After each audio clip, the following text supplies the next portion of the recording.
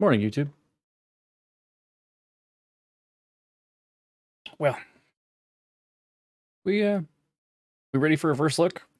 You know, at fight in tight spaces. I am. Hey, let's get punchy.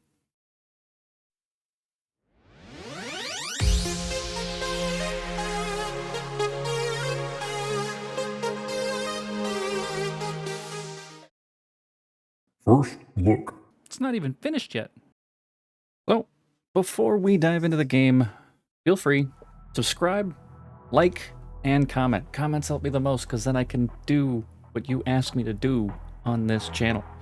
And if you want to see some of these games live, or if you want to see me streaming, we do it over on Twitch, Tuesdays, Thursdays, Fridays. That's all 3 to 7 on the West Coast stuff.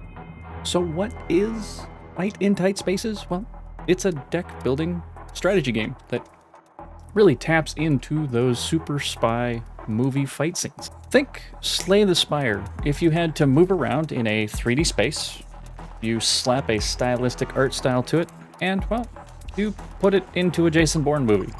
That's really how to kind of sum it up. How do you play this game? Well, you can decide between 4 decks, if you've unlocked them.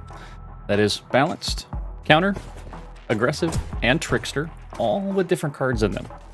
And then from there, you start at one of 6 different locations. Now, you have to unlock each one of these, and if you do start later in those battles, you don't get all the stuff earned from earlier, so it makes it a really, really, really, really hard battle. So usually, you start at the beginning, fighting the biker gangs. Here, this is where you're at. You're gonna fight thugs, prisoners, ninjas, man buns. I know, multiple different bosses. The game, well, it has a thin veil of a plot. No real story, but a very thin plot. And it's really just to get you started. And maybe that's because it's early access. For each map, you talk to a guy saying, hey, go do this as an agent. But, you know what? That's not why you're here. You're here for the meat of the game, which is using cards to move around, dodge punches and bullets, and to kick, punch, and throw enemies. That's what you're here for. That's what this game's really about. Each time you clear a room, you get money, you get cards, you get enhancements that make your battles easier. All of these are randomized, and it does give it kind of a roguelike feel. Music and sound, it's one of our favorite things here. But the music in this game is really basic. There's not much to it, but it does transition from room to room and the talking portions of the game rather well. It actually flows well, so it's kind of in the background. You don't really notice any of it, but it's nothing to write home about. Though the basic rooms do need it. They just kind of like, it's just in the background. It doesn't need to involve itself. I would love to have a bit more of those epic tunes that we usually expect from a lot of games nowadays, especially when it comes to boss fights. You want to elevate those boss fights with everything. The looks, the feel of the thing, the music, all of it. And that's what's really missing here, is that those boss fights, they don't differentiate themselves from the rest of the fights with even the music. The sound does fit the style, and it's clean, though you almost want it to be a little more visceral. When you hit somebody, it sounds good.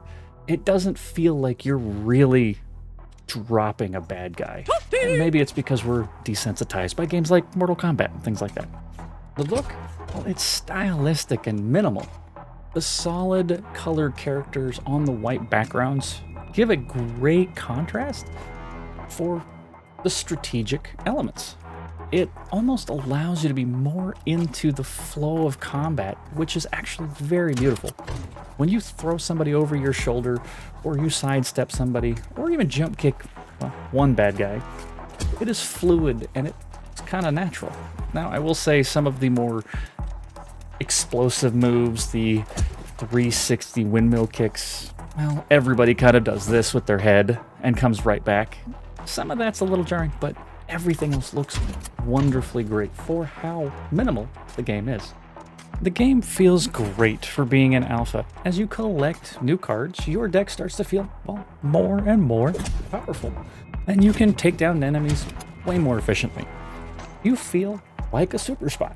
as you jump off of walls to drop thugs or you throw a dart at a shooter from across the room.